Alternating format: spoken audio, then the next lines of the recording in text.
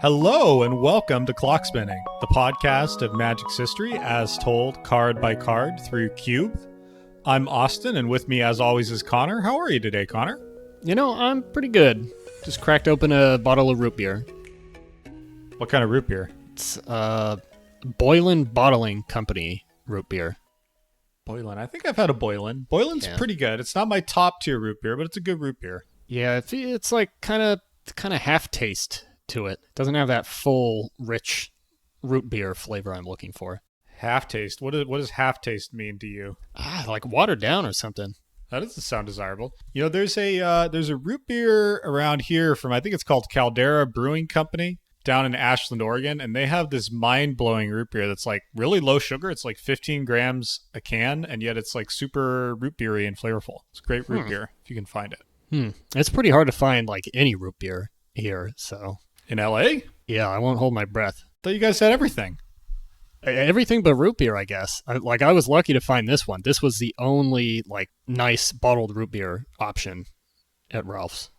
Not even a Henry Weinard's or something. Not even a Henry's. Wow. Whew. Okay. Well, if this is your first time listening to the Root Beer Cast, welcome. This is Clock Spinning. If you're new to the show, we recommend actually starting from episode 1. We're reviewing every card in the original Champions of Kamigawa set, one by one, both to talk about the kind of history of the card, where it showed up in competitive Magic, where it fits into the flavor of the set, where it fits in mechanically, and then also we're designing a cube. And so maybe start with episode 1, and you can also follow along at clockspinning.com. We've got a link to the cube there. And if you're listening to the show, let us know what you think of it. Comment on Reddit, send us an email. It's a lot of fun to hear from people and hear what you think. Definitely. And we do actually read everything. Yes. Every single comment. All right. Well, Connor, should we dive into the 10 to 15, depending on how you want to count them, lands of Kamigawa? Yeah, let's do it. Wrap up this set.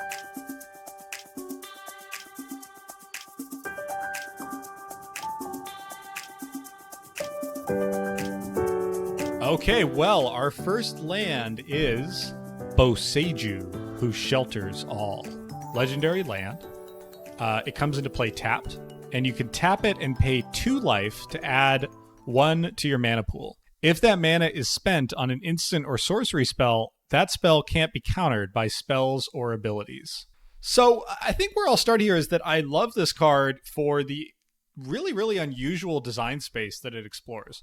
There are only 6 cards in mana, or in Magic. There are only 6 cards in Magic that give an effect based on how you spend the mana they generate. And actually 2 of those cards are in the set, Boseiju and then Hall of the Bandit Lord coming up in just a few cards. This is the first set in the history of Magic where this mechanic appears, and from there, it went untouched again for, I believe, almost 10 years until Generator's Servant was released in M15. That's pretty mind-blowing. I know it is. And also, of those 6, all 5 other ones care about creatures. This is the only one that cares about non-creature spells. So the other ones are Carnelian Orb of Dragonkind, Domri Chaosbringer, Generator Servant, Guildmage's Forum, and Hall of the Bandit Lord. So anyway, I do love how unique this effect is. There's nothing else like it in Magic. Yeah, I mean, it is a pretty cool card. Not sure on what role, if any, it could fill in our cube, but it is super interesting. Yeah, it's we'll get to that in a second.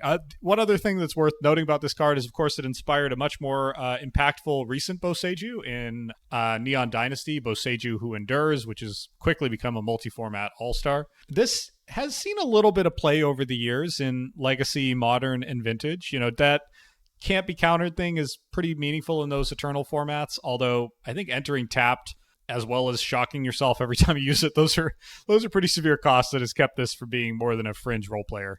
Yeah, pretty painful. I also think, kind of a big difference between this and Boseiju Who Endures is that, Boseiju Who Endures obviously has a channel that you can use at any time without your opponent knowing that you have that in hand.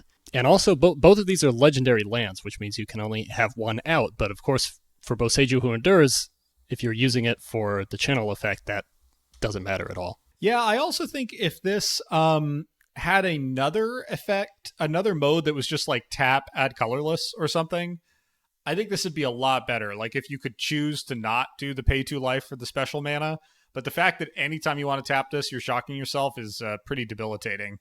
Yeah, there's a couple of other lands that we'll get to later that I feel the same way about. It gets even harsher a little bit later in terms of life cost. Yeah, in our cube, I think this is a pretty clear like instacut. There's really not that much counter magic running around in this format.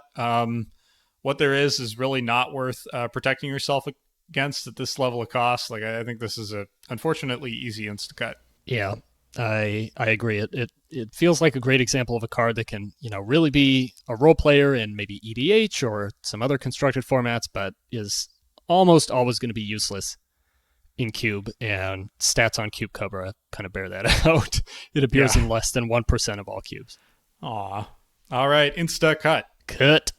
Okay, next up we have the first land in a cycle of 5 lands that we will be talking about.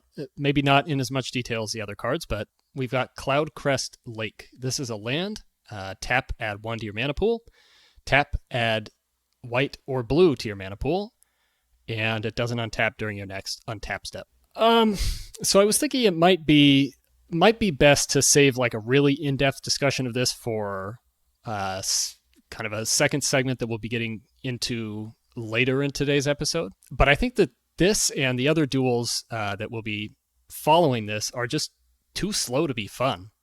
Like Kamigawa Champions is not a multicolor-oriented set, so it makes sense that there's not a lot of mana fixing, that it's not especially convenient or easy to get multiple colors of mana. But it feels like it should be easier than this to get into 2 colors.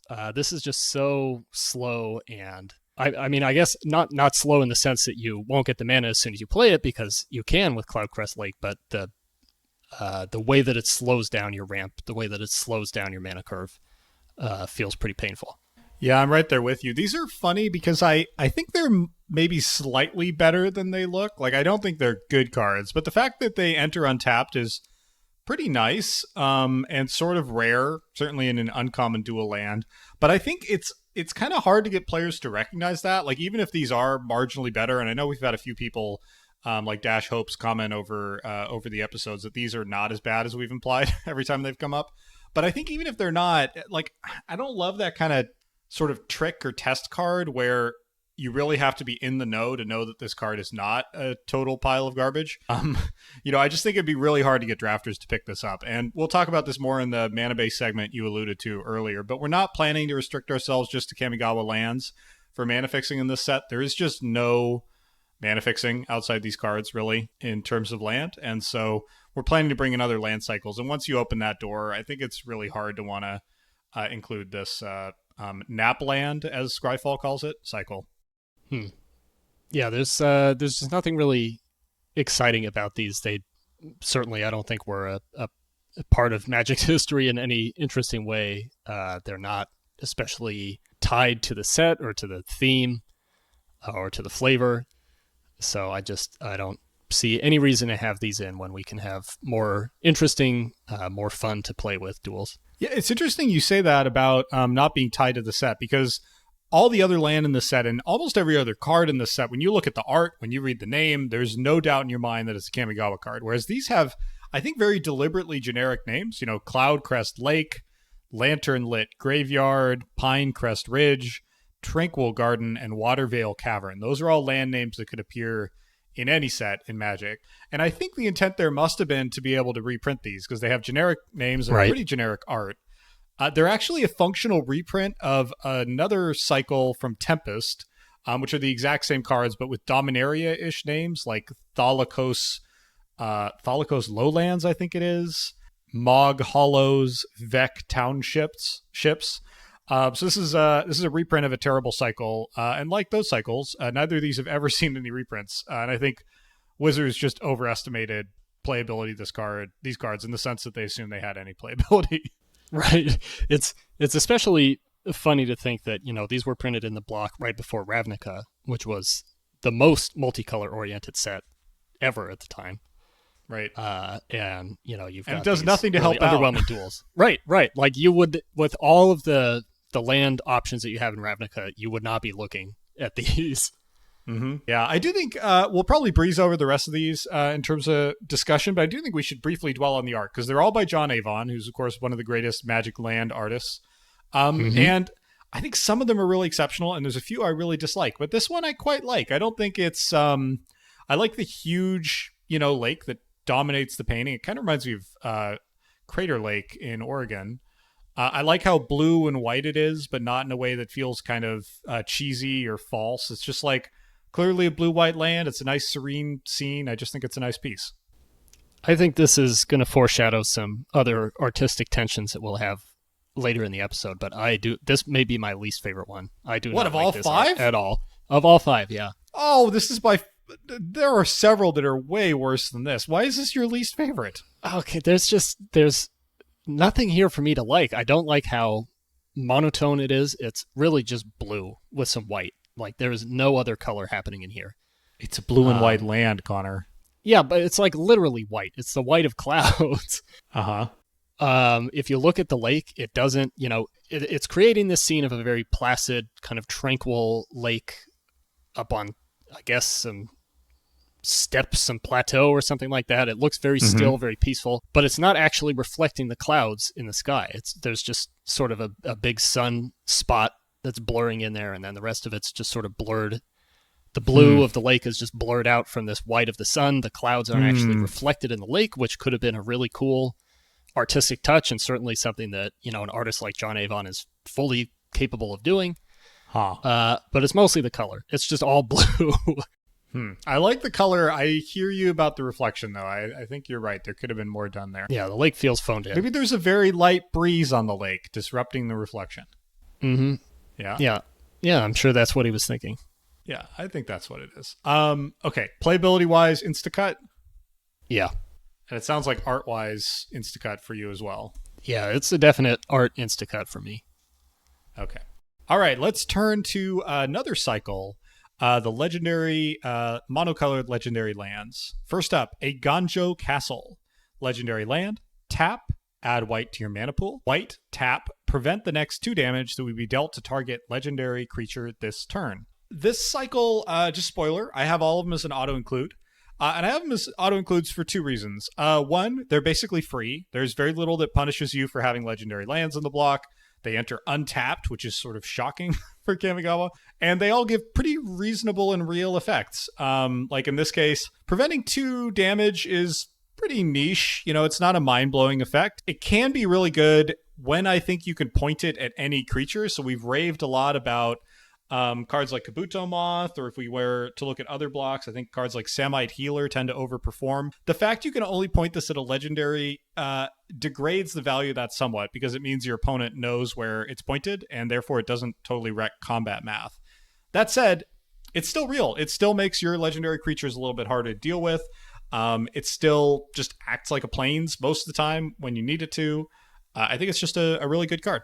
Yeah, I pretty much agree with you on all of that, but I will say I don't have all of these, or maybe even any of the cards in this cycle as auto-includes.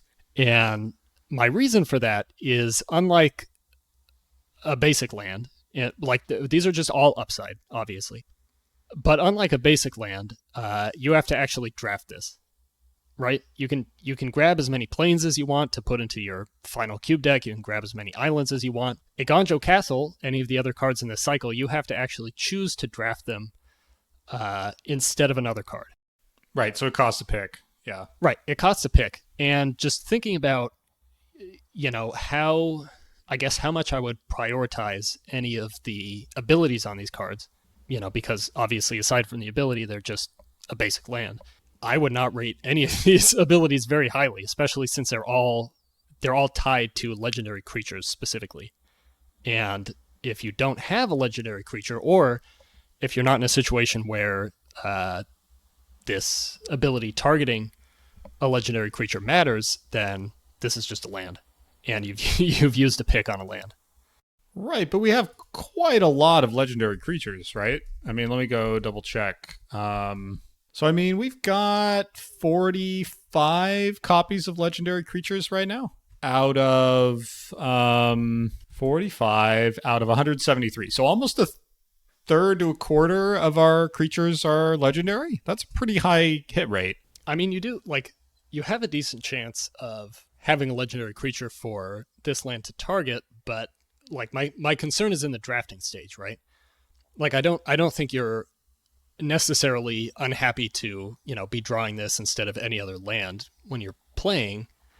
But when you're drafting, I feel like this is just almost always going to be a last pick. I don't know about a last pick, but I think it's probably a free pick around pick 9 or something, if I make up a number. Yeah. It's like going late and you're probably not fighting for it very hard. And is that really an auto-include? For me, still kind of yes. In part, we haven't done a lot of flavor auto-includes, but I feel like these are sort of iconic locations in Kamigawa. I think they're semi-iconic cards. At least to me. To be honest, I don't know if they're iconic in the sense that everyone knows and thinks about these cards, but they made a big impression on me when I was becoming acquainted with this set, playing it back in the day. I was like, oh, these are just so cool. All these legendary lands that do something cool. Admittedly, I can never recall really triggering one in our casual games back then, but right. I liked the idea of using them. Yeah, I mean, that's a fair point. And it is a cool cycle, and actually something that we haven't pointed out yet, but bears mentioning, is that setting aside the dual land cycle that we just talked about and Forbidden Orchard, which we're going to talk about next, every other land in this set is legendary. Yeah. So there is something kind of cool. It's kind of cool, I guess, to have all 5 of these monocolor legendary lands in. I don't know. One of the funny things, before we get to a final decision for our cube, one of the funny things about this cycle is basically none of them have seen any meaningful reprints. They've shown up in the list and mystery boosters, but they've never been in like any commander decks. They've never been in any kind of supplementary product. And most of them don't show up that highly in EDH. For example, this is only in 7,500 EDH decks, which is like 1 or 2% of decks, which isn't nothing. It's thousands of decks. But for a card that can just go in like any mono white deck, for example, in a format centered around legendary creatures, I'm sort of amazed these don't show up more. That is pretty strange. And like this card, I think it was worth around $11 last time I checked. So it's like, it's not some big money card, but it's not a dollar rare. Someone wants this for something. So I wonder where the Eiganjo Castles and other legendary lands are showing up. I think it's probably easier to splurge on like a dual land, like a shock land or a fast land or whatever. I guess shock's not $10 anymore, but like a fast land, right? It's like that goes in the deck. It really clearly improves outcomes. This is more like a pretty marginal card for pretty much mono white EDH, which is not exactly a popular style of EDH deck. Right. And this is sort of like, yeah, it's better than a Plains, because it is a Plains with just some upside staple to it, but it's worse than a lot of other land options. Yeah. So I'm at auto include on this. Sounds like you're somewhere lower. Where did you land? I landed at playable, which I did not land at for all of the cards in this cycle. I feel like, preventing the 2 damage to a legendary creature is kind of a real effect, like you were saying with Kabuto Moth and like similar kind of combat trick effects. It only costs 1 white mana to do that, and you can keep doing it. So yeah, I feel like playable's right for me. I can go down to playable, I guess. I mean, I struggle to see cutting it, but I'm fine with playable. Okay, I mean, it's still in at playable, so I'm not asking you to give it up. Thank you. Oh, art. We should talk about the art here. I think the art here is fine. Wayne England has done a ton of iconic Magic art. I wouldn't say this is on the iconic list. I would say it's sort of, sounds much harsher than I intended to be, but sort of workmanlike. It's like very architectural. It's kind of funny because there's not really any... It's so symmetrical and neat that it doesn't really look like a real place, and there's not a lot to sort of grab onto or focus on. It's just like this big castle with an oversized gate and some clouds. So there's nothing about it that's kind of hooking me or pulling me into it or making me imagine myself in the scene. It's just like, just there. Yeah, that's a good point about there being no real hook here. Like, there's just not a lot of visual interest happening in this piece. A lot of straight lines, a lot of symmetry. It's also kind of all blue. Like it's all the same color. It is very blue, kind of a lavender almost. Yeah, which is nice. It's a soothing castle color. Yeah. All right, playable 1X.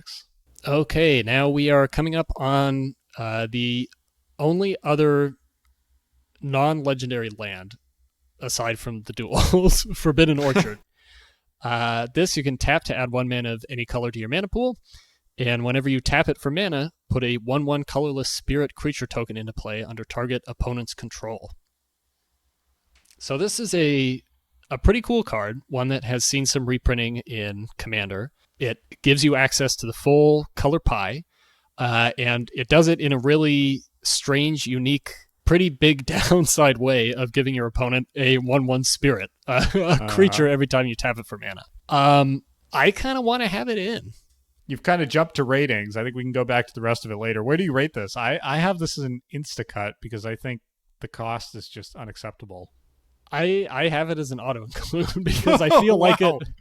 Wow. Not on power. Not on power. I have it as an auto include. I guess for similar reasons that you have Eiganjo Castle. This is the only land in this set that gives you access to all mana colors. I think it's only one of 2 land in the entire block. Gives you access to all mana colors. I think the other one is Tendo Icebridge from Betrayers. And there's something about this that just feels so perfectly Kamigawa, right? It gives you what you need, but at an enormous cost. And it's also... that is an iconic part of Kamigawa. It is, right? It fits right in. And it's a spirit. And it's got freaky, wacky art. Super weird art. Very Kamigawa-looking spirits coming out of this, I guess, 1-tree orchard. Yeah, they're like bug, bird, branches, fungus spirits. They're really pretty gross. And you don't want them. I know. I my resistance is fading slightly, because I do agree it's iconic. It's funny. I feel like it shows up in 2 places. It shows up, as far as I know. If anyone knows of other uses, please let me know. But one is it shows up in like cheaper 5-color EDH mana bases, and it shows up in specific EDH decks that like giving your opponents things like Trolley. What is Zedru, the Great Heart? What is that? Is that it? Those kind of Trolley EDH decks. And then weirdly, it's shown up in Vintage as a staple ever since it was printed. Because with Oath of Druids, Vintage being the only format outside EDH where you can play Oath, Vintage doesn't have a lot of creatures. And so Oath of Druids, of course, only triggers when your opponent has more creatures than you, which you can't rely on in Vintage because a lot of decks don't have any creatures, especially 10 years ago, historically. And so Forbidden Orchard is like, great, I can give your opponents creatures and I can fix for any color of mana. So I do love this card's role in Vintage. I think that's sort of a wonderful, hilarious interaction. That is pretty great. I had no idea about that. And it makes me love this more. Yeah, I don't know if I can go to auto include. I think I can come up from instacut. I do think it's bad, honestly. I think you think about like City of Brass, right? City of Brass is a tough land in itself. Like taking 1 damage, the first time it hits you, you're like, ow. And then the 4th time you're like, I really can't tap this anymore. And I think this is a bigger downside, right? Like giving your opponent a 1/1 is kind of like giving yourself 1 life loss every turn, at least potentially. So I do want to recognize the downside here is very meaningful. Oh, yeah, it's definitely a lot more painful than City of Brass. I'm not going to defend this as a great card, but I think it is. I guess I'd like our mana base to have some, 5 at least options. 1 Kamigawa land in it. And I feel, yes, I'd like there to be at least 1 Kamigawa land that gives more than 1 color, or no colors in the case of a lot of land that we'll be talking about. Our options from within Kamigawa are this and Tendo Icebridge, and I don't want Tendo Icebridge. I've got kind of a soft spot for that card, but it's, I don't know. It's certainly not. It's neither of them are great. We can agree on that. We can agree on that for sure. It would just feel like kind of a shame to not have this like pretty bad, like pretty painful 5-color option in, even though we are stepping outside of the boundaries of Kamigawa for our mana base. I feel like having this in would be a fun little callback to All right, that the cube is about. What rating do you insist on? I mean, I guess if you'll agree to keep it in, then we can call it meh. Okay. All right, meh 1x. What meh that I'm not allowed to cut, which starts to sound like an auto include 1x. I feel like we're really, both of us are kind of mutating auto-include now that we're coming to the end of the set here. Yeah, we're getting a little loosey-goosey. Yeah, we're using it defensively, not as this is really cool and powerful and a card that we can't wait to play, but just I don't want the other guy to cut this. It's like a defensive play. I want to lock this down. It is. It's like a force of will. Yeah, this is my defensive auto-include. Force of will, Forbidden Orchard. All right, Meta 1X. Okay, let's talk about Hall of the Bandit Lord. Legendary land. Enters the battlefield tapped. Tap, pay 3 life. Add 1 to your mana pool. If that mana is spent on a creature spell, that creature has haste. Whoo, daddy, 3 life. That is my first reflection. 3 life is bolting your face. There are not a lot of cards that bolt your face every time, lands that bolt your face every time you use them. I think this might be the only one. Are there any other lands that bolt your face? I don't think so. That feels pretty unique. Let's see. Type land, Oracle, 3 damage. Yes, there are. There is Tarnished Citadel from Odyssey, which is a 5-color land. Tap, add colorless, or tap, add 1 mana of any color. This deals 3 damage to you. Wow. Yeah. So there's 1, and that's it. Huh. Thank goodness. Yeah. I have this right on the bubble between Instacut and Mad. Like, haste is a powerful thing. Haste is powerful effect to attach to a creature. Doing that repeatedly on a land is really powerful. But like realistically, you probably can't use this more than 2, maybe 3 times in a game. Like, I feel like Kamigawa aggro decks just aren't fast enough to totally ignore their life total. And so as a result, I don't know. I just don't know if this is even a meh.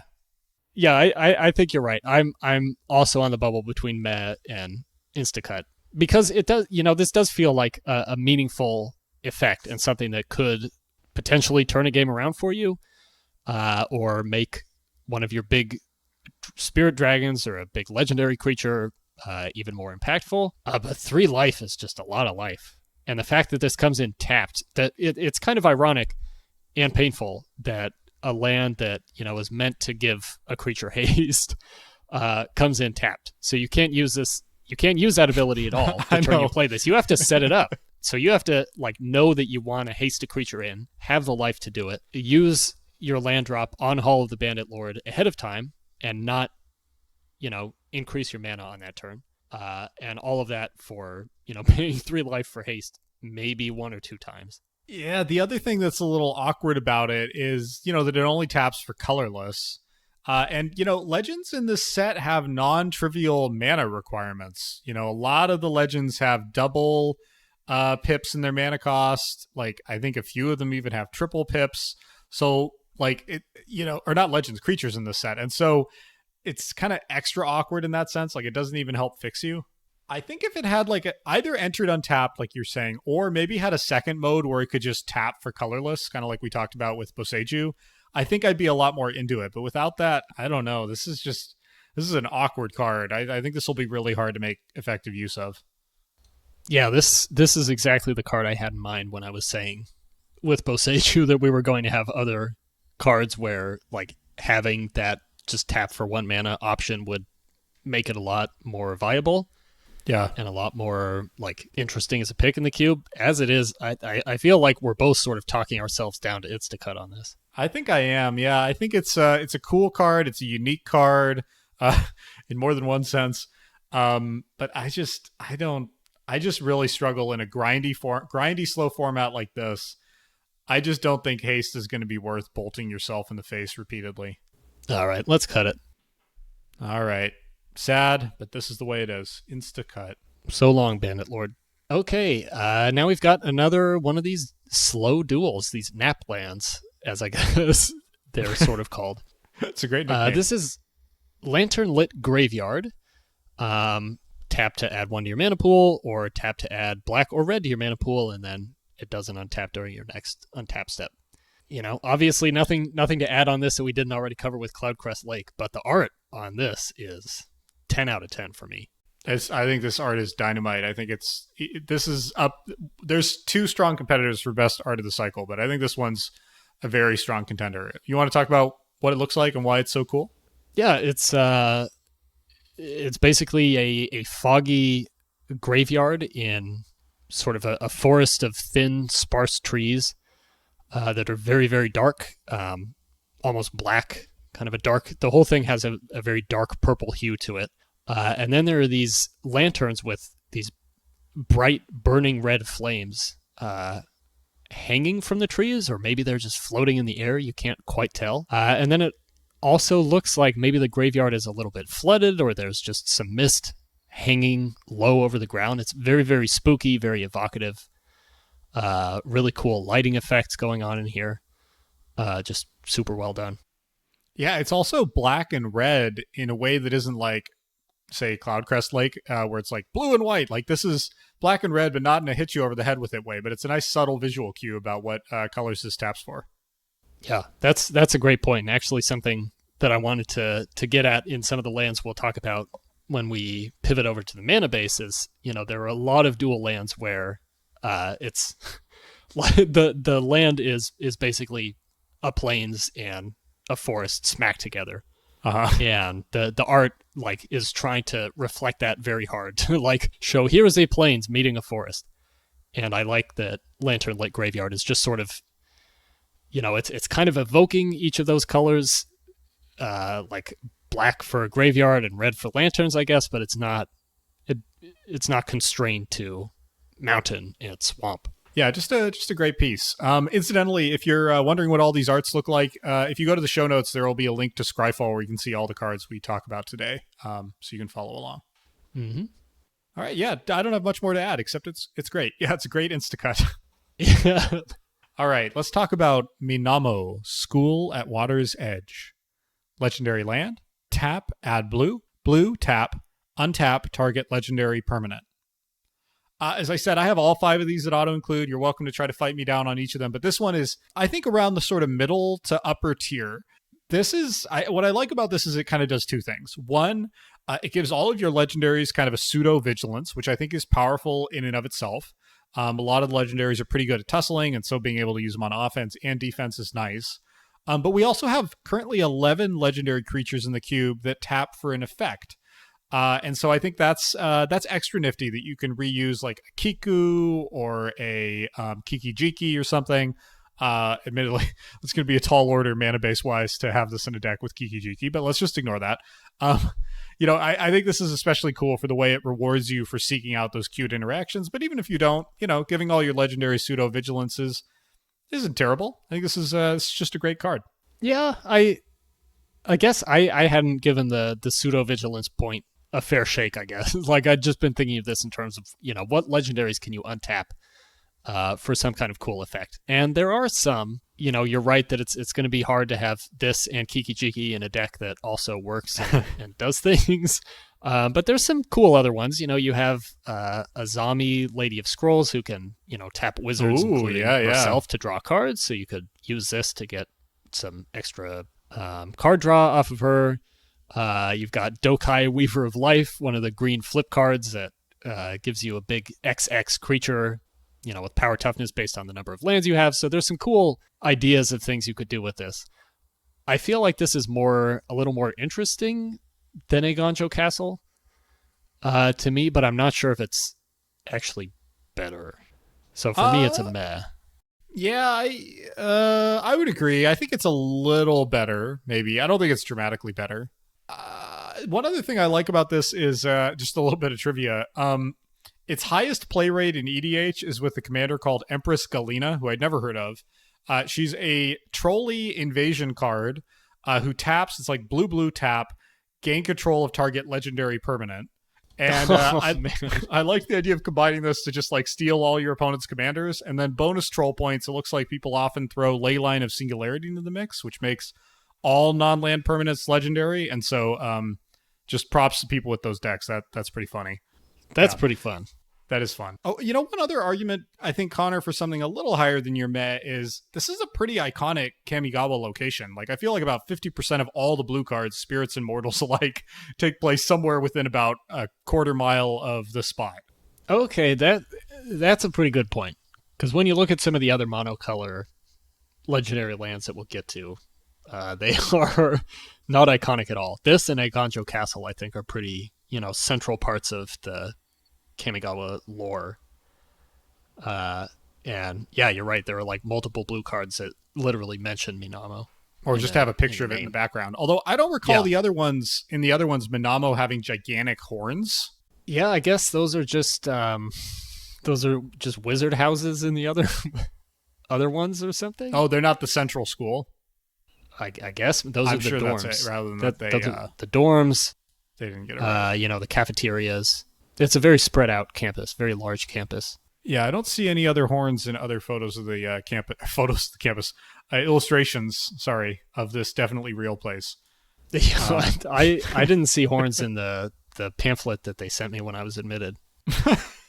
Yeah, I don't know. I think this card is really solid. I can go down maybe from auto include again, but I'm not going all the way to your meh. This is another defensive auto include.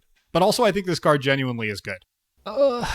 Okay, all right, we can meet it playable. Meet it playable. All right. I'm happy to meet it playable. As a side note, this also sees fringe play in modern merfolk decks, which I think is sort of wonderful. I mean, really fringe play, like just a couple a year at the kind of a premier event level on MPG top 8, but that's still kind of cool. Yeah, it's still got some legs. Yeah, and horns. Too much on the same page. All right. Okay, back to back, we've got another monocolor legendary land. The green one, Okina, Temple to the Grandfathers. So this taps for green, and you can pay G and tap to give target legendary creature +1/+1 until end of turn. To me, this feels like the monocolor land with the most just pure upside. This is a +1/+1 on a stick that you can just always have as an option. It makes any legendary creature better, as opposed to maybe Minamo, where what you really want is a legend that taps to do something. This is just pure buffing. Yeah, I think this card is great. We've raved many hours ago now about Kabuto Moth, which, if you're not familiar with it, is a white creature that taps to give +1/+2, and that is widely considered one of the best uncommons in the set, and one of the best limited cards in the entire set. And I think this isn't that far off in a way. Obviously, it can't target anything, but a land that just boosts any of your legendary creatures, aka often your best creatures, basically for free. That's pretty good. That's pretty real. Yep, absolutely. One of the funny things about this is I think it's one of the better lands in our cube. It's the least loved by far of this cycle in EDH, which I think is just another example of how EDH is different than most other forms of Magic. And I'll cut off my old man grumbling about Commander here. But I think in EDH, where you got 40 life and where creature combat doesn't matter so much, this is pretty marginal. But I think in a dual commander context, in a format with a lot of legends, this is pretty good. And on it, we haven't said this yet, but if I had just any cube that has a large legendary sub-theme, like maybe, I don't know, a Dominaria set cube or something, I think it's worth looking at this whole cycle. I think they do fun, interesting things in any kind of dual Magic environment where there's a lot of legends running around. That makes a lot of sense about this not being as popular in EDH, but it is a little sad because I feel like, at least in this format, this is definitely one of the better ones. Yeah, it's a little sad. This is actually the only member of its cycle to never be reprinted. Really? Yeah. Funny thing to me about this is all the other 4 of these, I would say, are sort of iconic to very iconic locations in Kamigawa. And then I don't think this card is mentioned anywhere else in the set. The flavor text says, if a land can be said to have a heart, Okina is the heart of Kamigawa. But that doesn't seem super true. To the extent the green cards are placed anywhere, they seem to either be snakes who are in trees and or weird egg houses, or swole guys guarding a bell. I don't see any other Okina references. It is a little sad that maybe the bell is in the temple and we're just not seeing it, but there seems to be a lot more. The temple is too small. Attention. Yeah, it's tiny. Maybe this is just a door, but there's a lot more love given to the Junkyo bell than there is to this supposed heart of Kamigawa. Yeah, there's 2 other references in the whole block, it looks like, both in Saviors. Maybe in Saviors they went, oh shoot, we need to mention Okina again. We've got Okina Night Watch, which is a 5-mana 4/3 that gets +3/+3 if you have more cards in hand than your opponents. and Ayumi the Last Visitor, who's a really funky 7/3 for 5 with legendary Landwalk. So that's it. They both marginally reference Okina in their flavor text. Well, I mean, it gets a name drop in the Night Watch, so that's something. But it sounds like you're pretty high on this. I'm at auto-include, as I said, as I am for each of these. Yeah, I had it at playable, but you know what? I'll come up to auto-include for this one. I haven't given you an auto-include on these yet, so we'll do it. Thank you. Oh, one other thing I forgot to mention for Minamo, I think I could have highlighted more. It says legendary permanent, not legendary creature, and I don't think that matters too much for our cube, but I think it's pretty cool if you imagine using it in other contexts. Yep. That's good. I'm scrolling back just to see if there. If I can spot any legendary permanents that matters for. I'm not seeing. Well, so we've got. I was thinking maybe an artifact. Yeah, I'm not seeing any. The Hondens, obviously, but those don't tap. I don't think we have a single non-creature who taps. Legendary that taps. Oh, you could use it to untap another legendary land. You could untap another legendary land. It's been right under our noses this whole time. It's been right under in the spreadsheet. You could use this to let Okina give +2/+2 for 3 mana plus these 2 lands, 5 mana total. You know, that's honestly, now I say it out loud, that's not great, but it could be worse if you have nothing else to do. Hey, not bad. You could also use it on Hall of the Bandit Lord. Oh my goodness! To get 2 mana, pay 6 life, and spread some haste around. Have haste. Minamo is just rising and rising in my estimation. We're not rating Minamo. It's working. Pretty good. Yeah. All right. Let's go on to another Napland, Pinecrest Ridge. That sounds like a location in like the Cascade Mountains. Pinecrest Ridge is a land. Tap, add colorless. Tap, add red or green. This doesn't untap during your next untap step. Okay, as we said, these are all instacuts. We're not including Pinecrest Ridge. This also, in my view, has the worst art of the cycle. If you pull it up, it's one of the most colorful lands in Magic. It's like a mountain scene, and then in between these two ridges, mountain ridges, there's a gigantic Pinecrest Ridges upswelling of just pink, just this huge pink energy vortex rising into the sky. And I find this like just laughably kind of over the top and exaggerated. It's like a black velvet painting or something. I really dislike it. And also it doesn't feel like John Avon to me. I feel like normally John Avon's work is sort of grounded in a way that this isn't. I kind of love this one. Why? So we're really not on the same page with these Naplands. There's something so ludicrous about it, and you know it looks like this should be some enchantment or something explaining this just burst of yes light it should be an energy enchantment or whatever it is in the ridges, but it's not. It's just like a land, and it's a pretty boring land. And there's something about that I just really enjoy. It's like this extravagant art for a completely underwhelming card. It's so much more interesting and fun to look at than something like Cloudcrest Lake. Yeah, but it doesn't really, as you said, it doesn't look like a land. We'll talk. I feel the same way about Tranquil Garden, another one in the cycle coming up later. But to me, you're right. This looks like a spell effect. It looks like I don't know, like a mana flare kind of card or something. Yeah, or like the mountains are being split or something. But I don't know. I kind of like that. Yeah, it's certainly memorable. I don't like it though. Yeah. All right, that's fair. Anyway, we don't have to have it in the queue. Yeah, it's an instacut, so I don't have to reconcile myself to the art. Yep, I think we did go hiking there once. So, Pinecrest Ridge. Okay, now for a place we definitely have not been hiking at, Shinka the Bloodsoaked Keep. Another legendary land. Tap to add red to your mana pool, or pay red and tap to give target legendary creature first strike until end of turn. This feels like one of the... I don't particularly love any of the cards in this cycle, but this, to me, feels like one of the least exciting. What? It's just first strike. What? It's just first strike? I mean, obviously that can be a big, great combat trick, but your opponent can see it a mile away, right? You kind of pointed this out with Eiganjo. There's just something really unexciting about this to me. It just gives first strike, and if you have a small legendary creature, which you probably do if you're in red, if you have a Ben Aki Hermit or Kiki Jiki, like you don't have that much power to be putting first strike onto in the first place. First strike is really good, Connor. First strike is like stupid good. Like think how much respect we've given to what is it? The 3-mana 2/2 Bushido Kitsune Blade Master. This lets you make any creature into Kitsune Blade Master. Like, First Strike is a big game. Any legendary creature. Still, as we just said, it's like 20 to 30% of the card pool is legendary creatures. I just can't get that excited about it. But what? Okay, so let me keep fighting you on this. Another thing I'll say in this thing's defense is I think it has one of the best flavor texts of all of them, maybe the best. The glow from within looks inviting, but woe awaits whomever finds out who stokes the fire or what simmers in the pot. Isn't that great? It's like spooky and intriguing, and it makes you wonder, and it doesn't answer the questions that it poses, but you can kind of imagine the answers. I think it's a great piece of flavor text.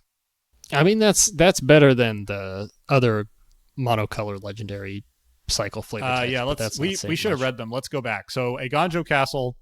Since the war began, the castle's walls mark the only place on Kamigawa where no kami has ever set foot. I mean, that kind of just sounds like a fact. That sounds like from a book of facts. Yeah, that's on the Kamigawa wiki. Yeah, exactly. Yeah, it's when you're reading Wikipedia and there's just a random sentence that doesn't connect to anything around it. That's what that is. Yep, they couldn't figure out which section to put that in. They just shoved it at the end of the intro. And then Minamo School at Water's Edge. Its students graduate the school and enter history. Yawn. That's just so yawny, Connor. Mm-hmm. It's just so boring. Kind of like this card. This card is not that boring. This card is cool. It's got cool art. It's got freaky flavor text, and First Strike is great. I think this is the most powerful of the cycle.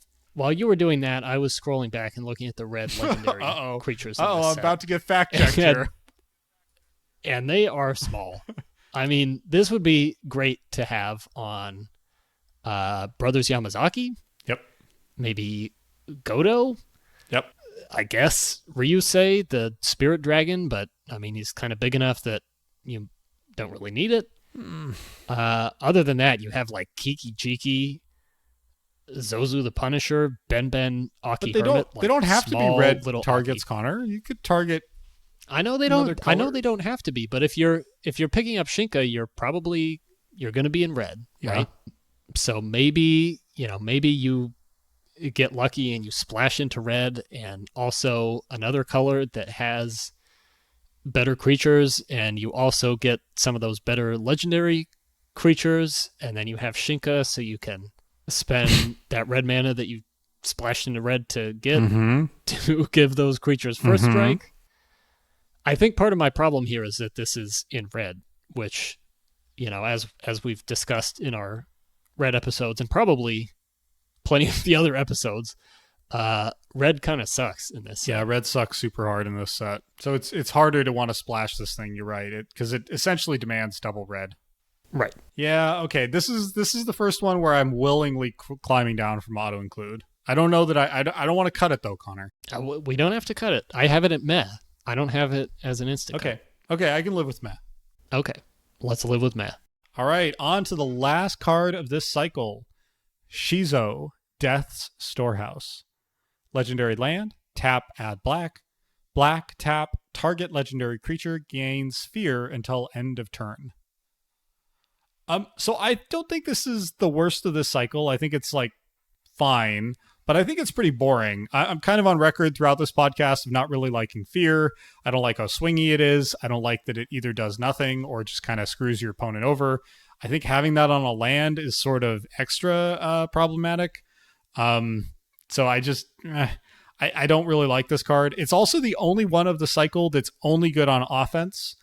Each of the others can make your creatures better on defense or offense and kind of influence the game plan more. This really only helps if you're trying to attack in and win. So I don't know. I'm pretty cool on this card comparatively. Yeah, that offense point is fair. I noticed this is the only one you don't have as an auto. That's correct.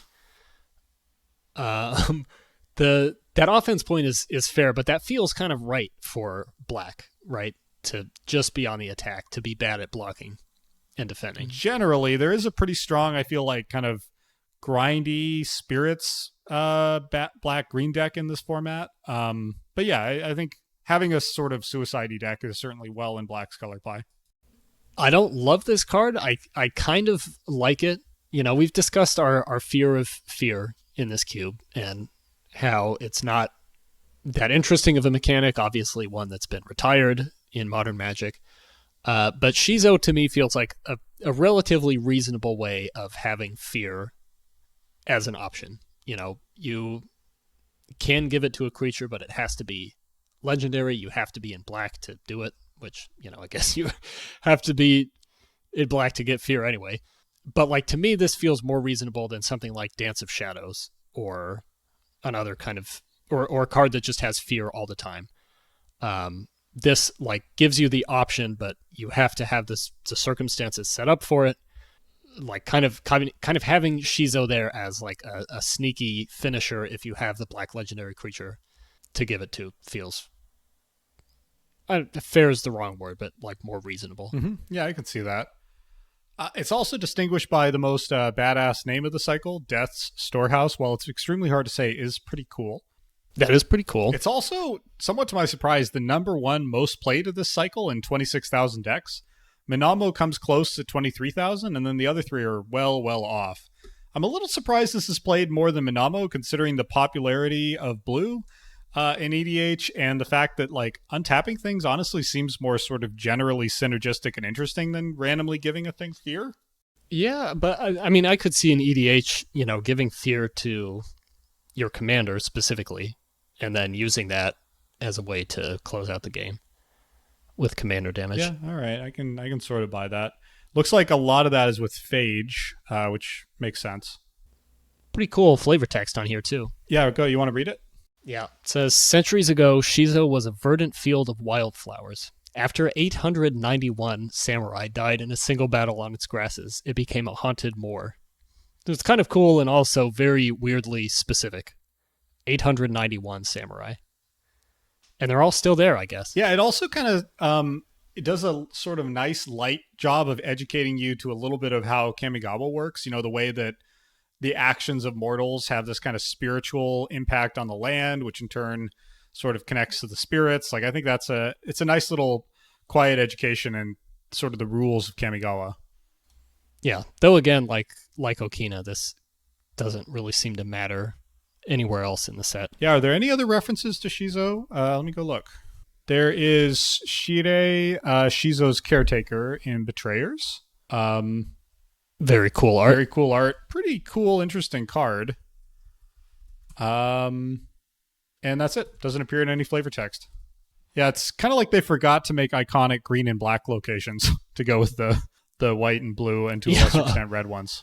Yeah, and then they sort of came back later and said, "Oh, we got to make at least one card that like mentions right, these." Yeah, we got to make this cycle feel like it matters thematically. Yeah, I'm fine with playable on this. I think this is pretty darn playable.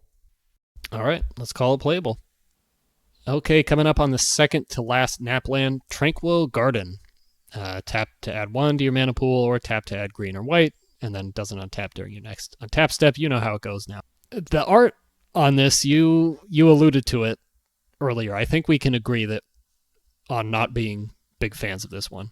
Yeah, I think it might be worse than Pinecrest even for me. It's close, but like to me, this is really, well, first, it really feels like a spell effect. Like the focus is firmly on this giant beam of light opening in this forest. So I think that's a little bit of a miss, but also just, I find the art almost like goofy. Like it doesn't look like a real place. It looks very sort of, yeah, almost like a collage or something. Like it just, the proportions and the angles, and it just doesn't have any sense of place. It just feels, yeah, not real, not grounded.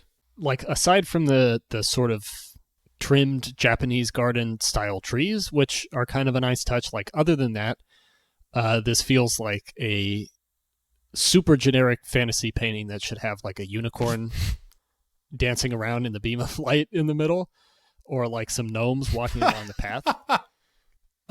Right? Like, couldn't you picture some gnomes walking toward a unicorn in the middle there? Yeah, maybe. I don't know. I hadn't really thought about that. You could see it right now.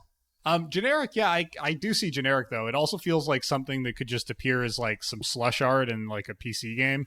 Yeah. The scales here are kind of hard to understand, too, because the trees that are kind of in the middle, not quite in the background, but the kind of mid-ground trees, they're sort of like, they look gigantic just in the way their trunks are shaped and their branches are shaped. But then you look at the path next to them and it's like, oh, okay, I guess they're like 15 feet tall, but then the trees in the foreground are like a different style of tree that looks pretty short. Like the sense of scale is kind of off here, which is a weird thing in a John Avon painting. You normally expect him to really nail all those kind of core technical details. Honestly, all of these Naplands, except maybe Lantern Lake Graveyard, feel like he was phoning it in. Well, I think Waterveil Cavern is also bomb diggity. Yeah, this one for sure does not feel like his most. Maybe he somehow saw what the printed text was going to be, and he's like, okay, no one's going to remember these cards. There's no point trying. It's like, won't try too hard on this. Put my energies elsewhere. Yeah, let's put our energy elsewhere and just cut this. Sounds good. All right, our last real card of the set, because our last card will be another Napland. Our last real card is... Can't believe it. Untaidake, the Cloud Keeper. Legendary land. Enters the battlefield tapped. Tap, pay 2 life. Add 2 to your mana pool. Spend this mana only to play legendary spells. This card is really interesting and unique. You know, it's kind of like a Temple of the False God with the upside that you don't need a certain number of lands, and the downside that you have to pay a lot of life, and it only works for legends, which are both pretty significant downsides. I think they're both especially significant downsides in this set.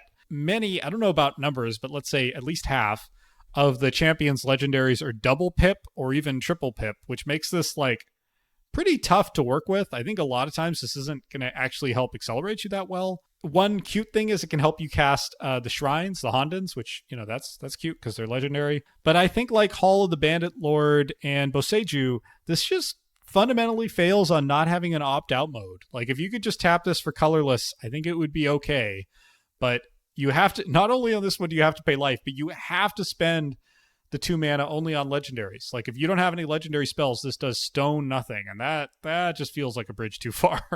Yeah, I think that makes this much more egregious for me than Boseiju or Hall of the Bandit Lord. Yeah, no, it's at true. least with those, you know, once you get it out and untap it, you can spend the mana on anything, even if you're not getting the benefit. Like in an you can still crack it in an emergency and use it for that. This, like, not only does it come in tapped, not only do you have to pay 2 life, but you can only use it for legendary spells. That is a lot of drawbacks to have on one land.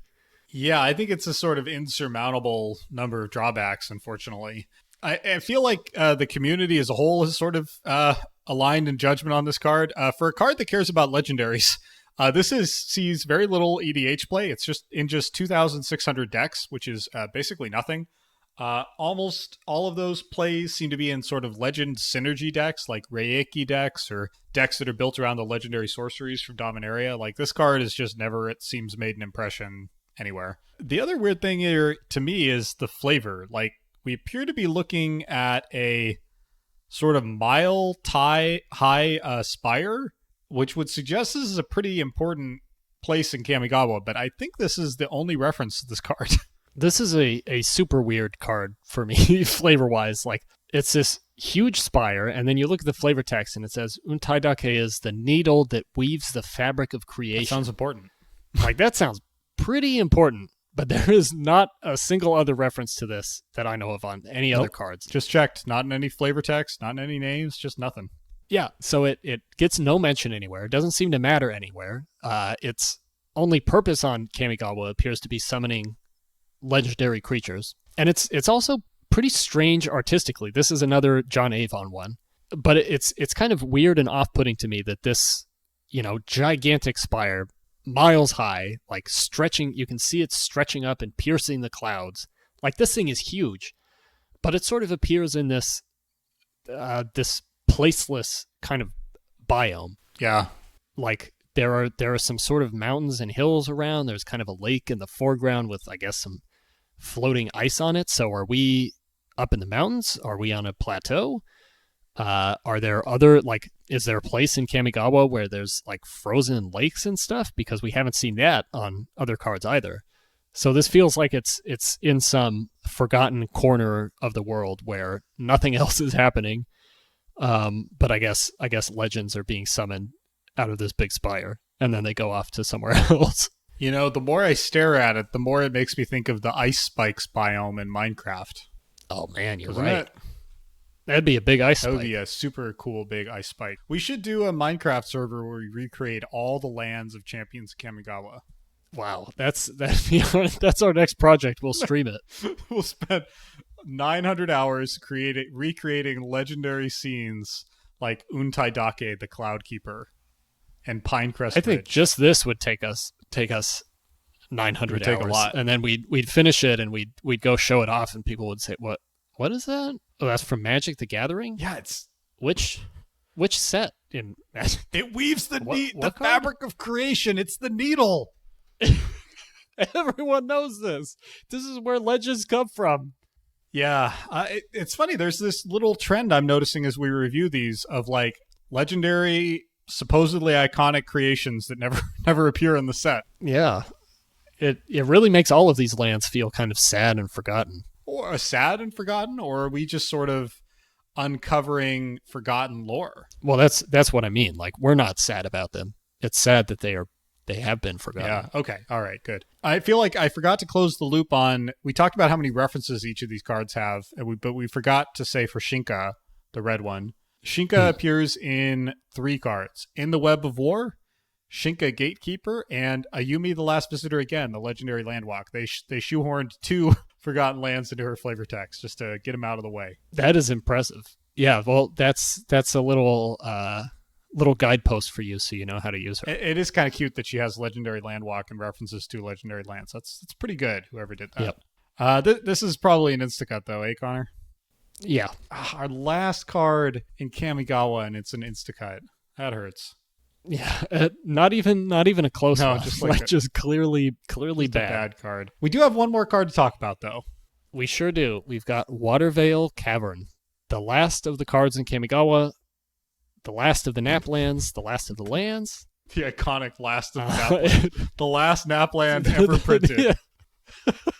And the last one that we will ever I talk hope so. about, and that you, the listener, may ever hear about. Waterveil Cavern. Tap to add 1, or tap to add blue or black, and then it doesn't untap. Obviously an instacut, Yeah. but okay, I will take back what I said on the last one. This art is pretty banging. Yeah. This art is super banging. You want to talk about it?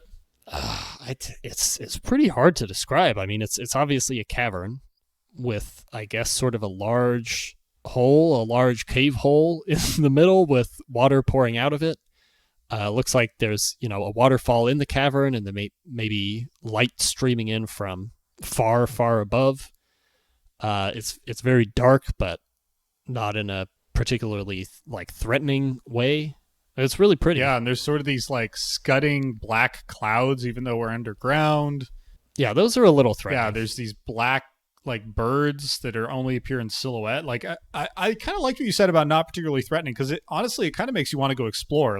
You have to look at it for a second to realize that behind these piercing lights, that there's a cavern mouth opening back into the art. And so the fact that it took me at least a second or two to notice that, I think makes for a kind of more mysterious, compelling piece where you want to go explore it. You want to go see what's going on. It really kind of draws me in. It makes me want to put together a little D&D adventure or something, or use this as some key art to show somebody when I'm like, all right, you approach the entrance to the cave, and then I show them the picture. Yeah, that's a great point. It looks like something you and your party of adventurers want to go delving into. Yeah, super, super cool art. Also, just to close on our traditional obscure trivia notes, Magic has 1 card with Mistveil in its name, and 3 cards with Waterveil. So obviously that means Waterveil is better and is more important. Mistveil Plains is a weird land from Shadowmoor that we won't talk about. But Waterveil, there are 2 Waterveil cards. They're both in Zendikar, and that is a named location within Zendikar. And so, Connor, I think where this cave leads is it leads you onto Zendikar from Kamigawa. I think you must be right. I think so too. I think you just cracked into the Matrix here. Someone go update the MTG wiki to make this true. But I'm pretty sure this is true. We might do that after this episode. Thank you. All right, that's an instacut though, right? We agreed. All the Naplands, regardless of great art. They're all instacuts. And our final card of the entire set. 3 instacuts in a row to close out the review. It feels kind of fitting for Kamigawa. It feels thematic. Nice.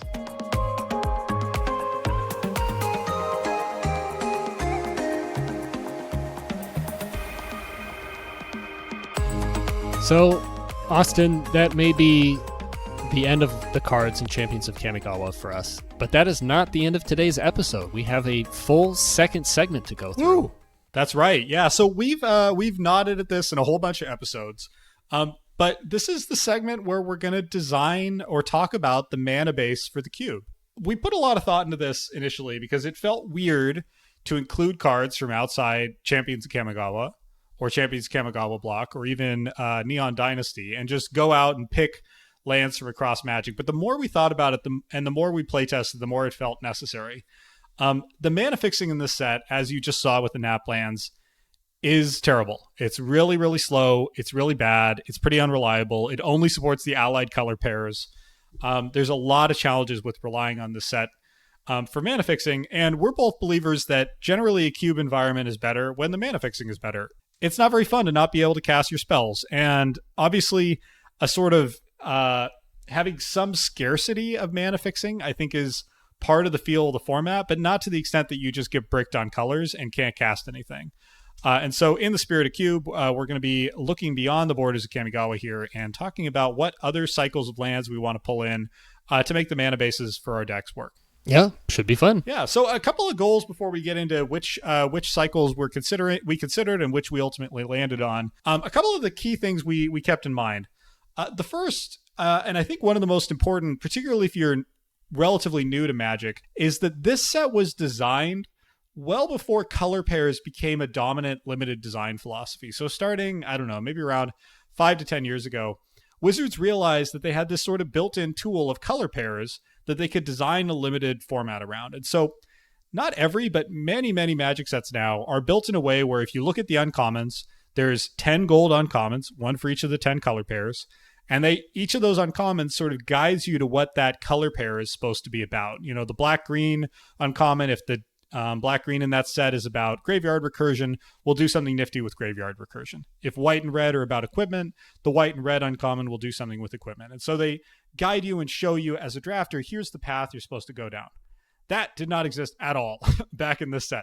And in fact, if you look at the set, the color pairings just aren't really a thing. There's not very much sort of conscious shared design space across colors, and it's very unevenly split. So some pairings are pretty good and quite synergistic, like black-green Soul Shift works really well. There's a ton of spirits in both colors. There's a ton of Soul Shift. There's a lot of value you can build out of it. And then there's other color pairings like, say, I don't know, blue-green that just have no identity at all. They don't have much synergy. They don't have much thematic overlap.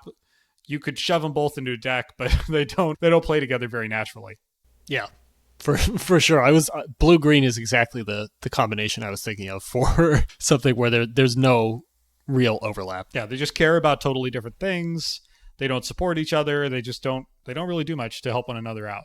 Along those lines, then, one of the things we want to be careful to do here is to make two-color decks easier, because you pretty much have to go two colors to make this comparatively weak card pool work for you. But what we don't want to do is enable 3 or 4 or 5 color piles. Gold is just not part of this set's identity. There's only, I think, 2 gold cards in the entire set?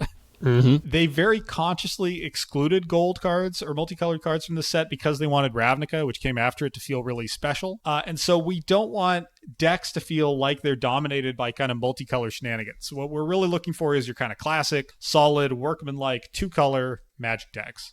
And then the final key point, I think, is we don't want to accelerate the natural tempo of the format. This is a pretty slow format. The cards are weak. The cards tend to be a little bit expensive. It tends to be quite grindy. So we don't want to say, we'll get into this in just a second, but this isn't, I think, really the place for the kind of classic fetches, original duels, and shocks mana base. Like, that is too fast, too efficient, too good for really what Kamigawa is looking for from its mana base. We also don't want to slow it down too much either. There are aggro decks in this format, white-red, for example, and we don't want to just totally stomp on those decks. We want to leave some room for faster decks to be able to get in ahead of their opponent, cast their spells, and maybe undermine one of the slower, grindier decks like Soul Shift. Right, and I think maybe the sweet spot that we're aiming for is, to have the kind of mana base that makes a 2-color deck fun and viable, that is going to highlight a lot of the cool cards that we've been talking about, but that isn't going to change sort of the natural speed and the feel of Kamigawa. Yeah, absolutely. All right, well, should we talk, Connor, about the kind of major cycles of lands we considered? Yeah, let's do it. All right, so first up, I got 6 quick ones that I just ruled out immediately, basically for being too good. These are all cube staples. These are all great land cycles, but I just don't think they have a place in our cube. First, as I mentioned, the original duels, the shock lands, and the fast lands, and the fetch lands, all of those, in my view, are just too fast. They make it too reliable to accelerate. They often, particularly when used in combination, make it a little too easy to branch beyond 2 colors. I just don't think any of these cards have a place in this cube. Totally agree. For similar reasons, the triomes from Ikoria and Streets of New Capenna, we also excluded. We're now trying to enable 3-color decks. Including them would send a really weird message. And the man lands also are on the chopping block. I love the man lands. They're one of my all-time favorite land cycles, but they are just too good.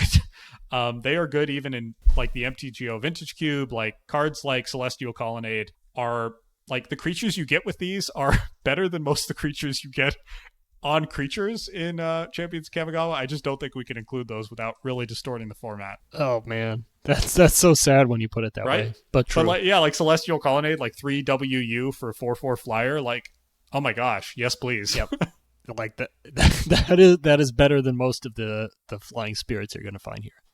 And then one other that we just cut on, or that we'll cut on power level, is the Thriving Lands. This is a little more of an obscure cycle, so if you're not familiar with it, these are the ones that, but for example, the white one, it taps for white, it enters the battlefield tapped, and then when it enters, you choose a second color that it can tap for as well.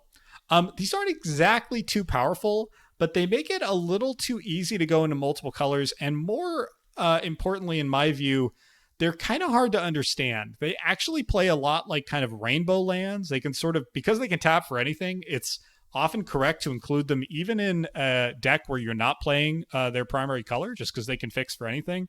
And I just think that kind of like, I don't really like that. As we mentioned earlier with the Nap lands, I don't really like cards that are that sort of circular and difficult to understand. And also, we don't want to make 5 colors easy. And they don't make it easy exactly, but they make it a little easier than we want them to be. Right. Okay. Connor, any objections to my my quick cuts there on power level? Nope. I think those should all go. Okay. Then I have 3 to 5 that I've ruled out on aesthetics. Some of which are like literal visual aesthetics, but more of which are just, I don't like them. So here are my arbitrary, I don't like them cards. First, the Pathways cycle. Double face cards. Pathways, in case you're not familiar, are the recent Zendikar lands that can come into play as either, say, a white land or a blue land based on being two-sided. I don't think double face cards have any place in this cube. That would just be weird. That would be super weird. Like that's way too modern of an innovation for us to have here, where especially with having the flip cards in this set, where that was kind of a wild new way of putting a Magic card together in a time when like having a two-face card was sort of unimaginable with the way that printing was done then. I feel like those would be totally wrong for what this cube is meant to evoke. I think it might also be sort of hurtful for the flip cards in the cube. It would be like salt in the wound that they'd been replaced by this later technology. Yeah, I think it would be really hard for them because they're just, they're like literally half of two-sided card is. Yeah. What if we designed like custom pathways that are flip cards instead? Can you imagine how confusing that sounds like a lot of that work. would be too, to try to track which kind it taps for? Oh no. You'd be continually spinning it clockwise. Oh, that's interesting. It was Just sort alternate of, what it taps for. That was an island. Now we're talking. Now we are talking. Okay, 2 more that I want to cut just really based on me not liking them, and I don't have good reasons. The reveal lands, that is the ones where you can reveal one of the types of basic lands that they tap for them to come into play untapped. Otherwise, they come into play tapped. And the slow lands, these are the ones that come into play tapped unless you control 2 or more other lands. I just don't like these cards. I don't have really anything more nuanced to say except I don't enjoy playing with them. I don't like that the reveal lands depend on what's in your hand. That feels like a weird feel bad to me. Somehow much more so than the check lands, even though it's sort of similar. And the slow lands, like, to me, mana fixing is an early game problem, not a late game problem. Or at least it matters a lot more early game. And so coming to play untapped late game is like And so I don't like either of these cycles, and I don't want to include them. Fair enough. Okay, and then last of all, we've got the bridge lands. Those are the artifact duels from Modern Horizons 2 and the snow duels from Kaldheim. Those are just really strong themes that would be really confusing in our cube. Yep. All right, so those are the easy cuts. Let's talk about the cycles that, in my view, deserve at least some consideration. And these are roughly from least viable to most viable. First up, we've got the Horizon lands. The Horizon lands, these are named after Horizon Canopy, although all the other ones are enemy colors. And these, of course, are the lands that tap, pay 1 life to add 1 mana of their 2 colors, or you can pay 1, tap them, and sack them to draw a card. These are wonderful lands in my view. They play really well. They impose some interesting trade-off questions with having to pay life and not having a colorless mode that doesn't require paying life. I like that you can cash them in. They're awkward in this set, though, in part because they only fix for enemy colors. And this is part of the era. Kamigawa is part of the era of Magic where Wizards was still biased towards ally colors. And that feels weird nowadays, really weird. But for the first, 15 years of Magic, Wizards generally treated the enemy colors as sort of pairings as secondary. Like Golgari would not get as much fixing as Celestia would. And that feels odd aesthetically, but it's just the way it is. And so to me, having a cycle that biases towards the enemy colors just feels sort of aesthetically wrong. Yeah, I think that's a fair point. And yeah, I mean, especially in a set where there's almost no consideration given to color pairings at all, like let alone enemy colors, it would be kind of awkward to have those in. Mm-hmm. I also think these are sort of on the border of too powerful. I don't think they're quite there. I don't think they're like amazing, but I think they're pretty darn good lands, and they're just maybe a little too fast and a little too efficient for Kamigawa. Yeah, they're very flexible compared to some of the lands we just talked about. 100% from the set. Okay. Next up, we have what are often called the gain lands. These are just tap lands that gain you 1 life when they enter. These are not good cards. The only thing I'll say in their defense is they have Neon Dynasty versions. This whole cycle was reprinted in Neon Dynasty, so we would be able to have mana fixing lands that all have Kamigawa themed art. And so while I think these are unlikely to make the grade because gaining 1 life is just not good enough, that really hurts me because they're all Kamigawa themed. And they largely have banging art. They do, and the art on really all of these is great. But to be fair, none of this art is like especially OG Kamigawa. It's looking. true, yeah. You know, you look at Jungle Hollow, Dismal Blackwater, especially. They're like very, very cool and nice to look at, but like do not fit the aesthetic of these other cards. That's true. A lot of these are pretty cyberpunky in a way that would be, I think, a bit jarring. Right. All right, so I think we can pass over the gain lands as well. They're good, decent enough lands, but there's a reason these don't appear in many cubes. Then we come to the filter lands. There are 2 land cycles often called the filter lands. There's the original Odyssey filter lands, which are garbage, and I'm not going to talk about them more. And then there is the Shadowmoor Eventide filter lands. Bear with me if you're not familiar with these. They're a little complex. But basically, they can tap for colorless, or you can pay a hybrid mana and tap them to get 2 of any combination of colors from that color pair. So for example, Cascade Bluffs, you can pay blue or red and tap it to get blue, blue, blue, red, or red, red. These are funky. I think one thing I like about them in this context is they push you quite firmly into 2-color territory. They're not super useful if you're trying to go into a 3 or 4 color or 5 color deck, but in 2 colors, they fix in every combination of things you need. And so I think that is kind of nice. And then aesthetically, obviously these are all lore-winny, but this is somewhat close in time to the release of Kamigawa. And so aesthetically, I think they fit in a little better than a lot of these later land cycles. They look like Kamigawa art style, if not Kamigawa scenes, if that makes sense. Yeah, I can kind of see it. There's some very strange ones like Cascade Bluffs, especially. Yeah, it's like, what's even going on there? Yeah, Mystic Gate, we have a Kith. Yeah, that's a little jarring. It would be a little jarring. It'd be a little strange, but I agree that these are some of the more interesting duels, and they I like that they do something other than just adding a single mana of 1 of 2 colors. It gives you some interesting options. Yeah, for sure. These do have some other arts. I think there's 1 other set of arts for most of them in Zendikar Expeditions. Although I think a lot of those are pretty Zendikar-y with like floating hedrons. So maybe doesn't get us much closer. Okay, moving on up the list. Now we're getting into the real contenders. The Painlands. The Painlands is like the second cycle of decent mana fixing ever printed. So we had the OG duels in Alpha, which are too good, and then we get the Painlands. So the Painlands are tap, add colorless, and then tap, add, say, white or blue. This deals 1 damage to you. These cards sound worse than they are if you somehow haven't played with them, although I think that's hard to do. They tend to be pretty decent. You can usually kind of jigger things so you're not taking too much damage off of them. They come into play untapped, which is great. That means they're fast enough to help aggro out a little bit.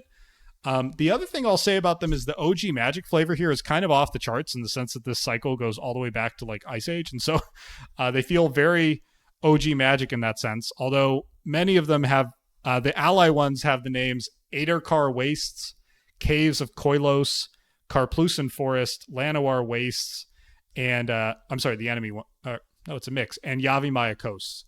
And so about half of these have like super, super Dominaria names, which might be a little jarring. Don't forget Shivan Reef. Yeah, Shivan Reef too. Thank you. And then there's Brushland. It's always bugged me that 6 of these have like hyper specific names, and then like 3 or 4 of them like Brushland, Sulphurous Springs, and Underground River are just like anything, any kind of magic card name. Very strange. Oh, and Battlefield Forge. Yeah, Brushland is such an alpha kind of I name. agree. I feel like Brushland and Underground River are like kind of feel like what their respective original duels could have been called. Right. Yeah, but I think the Painlands are to me a very strong contender here. Okay, next up we have the Ravnica Bounce Lands. So the Bounce Lands are a funky land cycle. So Azorius Chancery, for example, reads, enters tapped. When it enters, return a land you control to its owner's hand. Tap, add white, blue to your mana pool. First off, these are aesthetically tough. Every single one of them has the name of a Ravnica guild in them. There are no printings that don't have the name of a Ravnica guild in them, so it's really like, here's some Ravnica in your Kamigawa cube. Yep, little on the nose. Pretty on the nose. The flip side is these are pretty powerful without being overbearing. They can essentially let you perhaps shave a land if you get a couple of them, or sort of soft ramp, right? Because one of these plus another land in your opening hand means you have access to 3 mana. And there's basically no other lands in the history of Magic to do that. So these are really unique, kind of powerful effects. That's a little dangerous. Enough of them in one place can lead to these kind of rampy piles that don't even have to play green in order to ramp. But they're also slow and create, I think, a nice tension where lower to the ground decks can sneak in underneath you. Like you really, if you commit to these, you're committing to taking a lot of turns pretty much off. And I think that creates some nice, interesting counterplay with, say, aggro. All right. That takes us on to the temples, also known as the Scrylands. So the temples are, they enter the battlefield tapped. When they enter, you scry 1, and then they tap for 1 of 2 colors. I like the name here. Temple sounds very Kamigawa. The art, unfortunately, is uniformly not Kamigawa. Most of these are pretty Theros-y. They're pretty Greek mythology. So, again, most of these, the flavor and the art in particular is a little bit tough. I do think the play patterns here are pretty great. Scrying is just enough of a perk to ease the pain of entering tapped. These play very nicely. No one would ever accuse them of being too good, but they're solid. And they also are nice because you get a little bit of card selection. And this is an environment where there's not a lot of card selection. There's not a lot of ways to manipulate your draws or even get extra draws out of your deck. And so I think they're nice in that sense that they help you kind of set up, and they're not as bad a feel in the late game as most lands would be. You at least go, well, I can make sure the next draw isn't a land. And that's kind of cute. It would be kind of nice to have kind of nice, kind of weird to have a little bit of scry in Kamigawa. It was a mechanic that was introduced in Mirrodin and then lay dormant, and now is just a part of Magic. It would be good to have that card selection in. Yeah, it's funny you mentioned that. There is this. It's funny we think of Scry now. To me, Scry is like the wallpaper, right? It's just like a core tool that they use constantly. It's funny how they rolled it out in 5th Dawn to some hoopla, but just like in the last set of Mirrodin block, the weirdest, by far least popular set, and then they're like, all right, let's not touch this for a while. Yeah, you know, it's just odd because to me, Scry is not like, I don't know, it's not like, you know, it's not like Morph or something where it's some complicated, very thematically precise, very unique mechanic. It's just like a glue mechanic, and yet they treat it as kind of precious for a while. Yeah, and now it feels like it's just a part of the game and maybe should always have been. But I think you made a good point that they're like there just weren't those card selection options all over the place in this era of Magic like there are today. Yeah, and I think we wouldn't want to go too far with that because, one of the things that does make this different is that this era different is that you don't have card advantage stapled to every single card. Right. But these are scrying one is not that powerful. I think a little bit of it can go a long way here. Alrighty. Few more cycles to go. Next up, we have the bicycle lands, they're sometimes called, which is a great pun. By 2 colors, cycle, they're cycling lands. It's great. These are a funny one. They only exist in ally colors. They were from Amonkhet block, and so far we have not received the enemy color companions, even though it's been like 5 years. I don't really know why, because it's a pretty solid set. These are enter the battlefield tapped lands that cycle for 2. And interestingly, they have the basic land type. So, for example, irrigated farmland is a plains island, so it taps for white or blue, and it can cycle for 2. These cards play great. I think, like the temples, they're going to play particularly well in this environment. They'll give you just a little bit of card selection. They'll give you just a little bit of smoothing without really, being overpowered or doing anything too disruptive. I think they're going to just slot in nicely and help smooth out some games. The fact that they're only available in ally colors, I think, is a feature more than a bug. It's going to be kind of funny to have like 3 or 4 cycles that are available in all 10 color pairs, and then one that's only available in the ally color pairs. But in this case, I kind of like that. I think it helps tilt you slightly towards ally colors in a way that feels appropriate to the era. I will say cycling feels kind of funny in Kamigawa. It feels weird to have some cycling cards, but I think no one's going to care about that except me. Yeah, I mean, it's kind of like Scry, where, it was a much more limited mechanic back in this time. That's now been broadly introduced, but a little bit. I feel like we can have a little bit of it in here, and it'll kind of smooth things out. All right, just 2 more big cycles to go. Next up, we have the check lands. These are the ones that check for whether you have a land of their corresponding basic land types. So, for example, Glacial Fortress enters the battlefield tapped unless you control a plains or island, and then it taps for white or blue. These are another one that's, to me, just in the perfect sweet spot for power. They're basically best in 2-color decks here because we're not going to have dual lands or triomes in here to make these easier to turn on. So unless you're in their appropriate 2 colors, they're going to be kind of bad, which I think is good. I think it's a little like the filter lands where it helps push you in the right direction. If you've played with these in Standard, I think they're substantially worse in this environment than they would have been in Standard printings. Last time I think they were in Standard, they appeared alongside the Shock lands. And so they pretty easily enabled these 3-color mana bases, and I don't think they'll do that here. I think they'll be like just a solid 2-color fixer.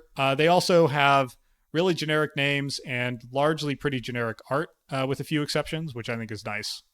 They're not too aesthetically disruptive. So it's interesting to me that you feel pretty positive about the check lands, but the reveal lands, which are kind of a similar mechanically in that they're checking for whether you have a certain type of land, but in the hand rather than in play. Why do you think you feel so differently about these two cycles? That's a good question. So I think to me the check lands are sort of on for more of the game. So the reveal lands, you've got to be in a very specific place where, for example, you can end up with this feel bad on a reveal land where you, let's say it cares about plains or islands. You have a plains in your hand, you play it. The next turn you draw a reveal land that looks for plains. And you go, I shouldn't have played my plains. I feel like a fool. They create these kind of like feel bad moments that you really can't play around. And they also are pretty well guaranteed to come into tapped. They create a little more frustration, in my view, than these do. These are also a little more, I kind of like lands that don't require a ton of thinking. I feel like lands shouldn't be where you invest a ton, and these don't ask you to like have some kind of elaborate plot. They're either on or they're not, and I think I kind of like that. Yeah, that's a good point. All right, and then last up, near the top of the list, we have the fast lands. The fast lands come into play tapped only if you control 2 or fewer other lands. So they're the inverse of the slow lands we talked about earlier. The fast lands are pretty good. They're one of the more widely played, I guess you'd say, second-tier land cycles. I like them because, as I said earlier, I believe fixing matters a little more to fast decks than slow decks. And these help the fast decks a little more while still being perfectly viable for the slow decks. They have, I think, a really good, just sweet spot power-wise. The names here are nice and generic. They're names like Blooming Marsh, Botanical Sanctum, Dark Slick Shores, Razor Verge Thicket. So that's great. The arts here are anything but generic. They're all like very Mirrodin-y or Kaladesh-y or Zendikar-y in the expeditions. They're all like really, really strongly thematic, and I think sort of jarring, which is a small point against them, but not disqualifying. And earlier when we were talking about kind of some of the nap lands being a little bit less on the nose about, here's a combination of a swamp and a mountain, these fast lands are the exact opposite. What I was thinking about when we were talking about Lantern Lake Graveyard. If you look at Black Cleave Cliffs, for example, the flavor text, this is a Scars of Mirrodin printing. The flavor text says where the Oxida chain mingles with the Mephedros, so mountains and swamps, oil suffused metal crumbles away, leaving walls of blackened bones. So these lands are all like literally, here is where land A meets land B. And you feel like that's not as interesting. It's a little too on the nose for me. Like, here is a plains and a mountain. Here is a swamp and an island. And like the way we are going to represent that is literally at the point where those two things meet. Mm-hmm. Yeah, I know what you mean, and I feel the same way. That's my contribution to the Manabase. All right. So that is all of our land cycles. So as far as actually designing the Manabase then, so we are looking at about 45 major color 45 to 55. I haven't decided on the exact number. Major color fixing lands. So the final size of the cube, I think, is going to be around 350 to 400. And I like to have around 15% of a cube be lands. And so that would suggest, again, somewhere between 45 and 60 lands in the cube, or color fixing lands in the cube. As I said, color fixing is a little bit precious here. So that would bias us towards a lower number in the limited environment or in the retail environment.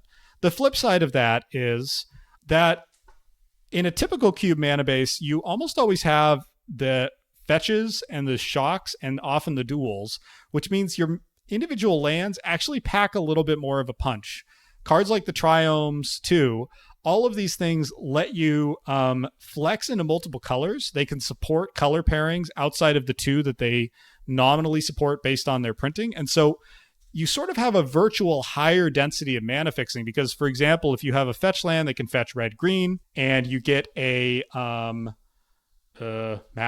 Hold on, I'm trying to describe it. You have a fetch land that can get red-green, and you find a like green-white shock land that can still be fixing. You can still sort of piece together these complex fetch, dual, shock mana bases from that. On the other hand, all of our dual lands here are going to fix for exactly 2 colors, no more, no less. And so I think that argues for actually a higher density of mana fixing than some other cubes would have in order to ensure that players can reliably cast their spells. So I think that's a very good point.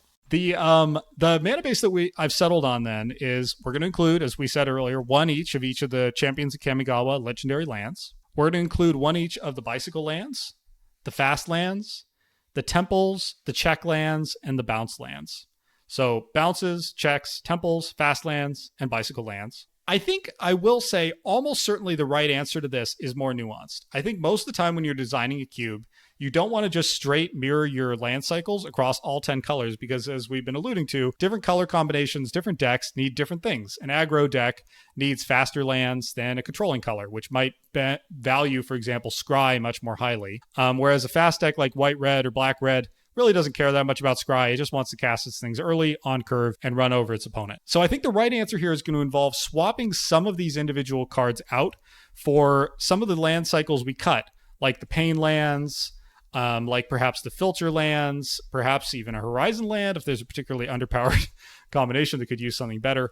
And so we'll do some massaging of this mana base down the line based on playtesting. I don't think that'll necessarily rise to a full episode, but it might be as we play the cube more, we do a little bit more massaging to make sure each color combination has lands that support its goals. Lastly, we want to include a little bit of 5-color fixing. As we said, this is not a gold format. This is not a format where we want to make 5-color decks easy.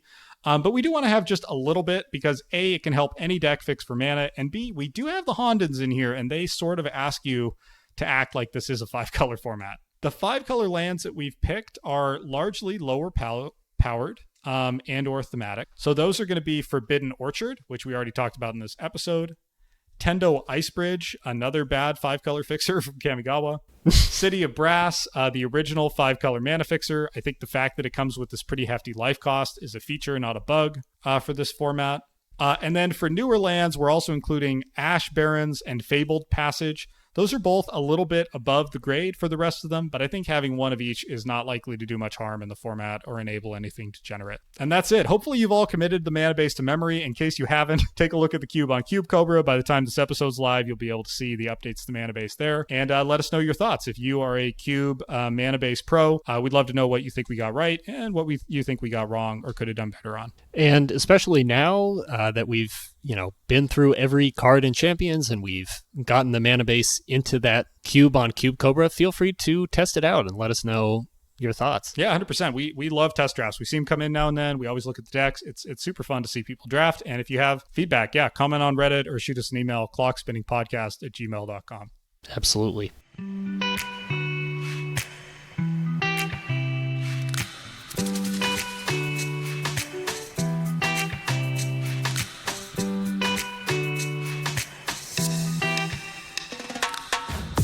Well, between Untaidake, the Hall of the Bandit Lord, and the bad Boseiju, I've given about all of the life I have in my life total for this episode, Connor. Oh. He sure has. If you have feedback, thoughts, or memories to share about any of the cards or topics today, or about, I would say, any of the Champions of Kamigawa cards we haven't talked about yet, but Connor, there aren't any. That's it. I can't believe it. You can always email us at clockspinningpodcast@gmail.com or just comment on Reddit.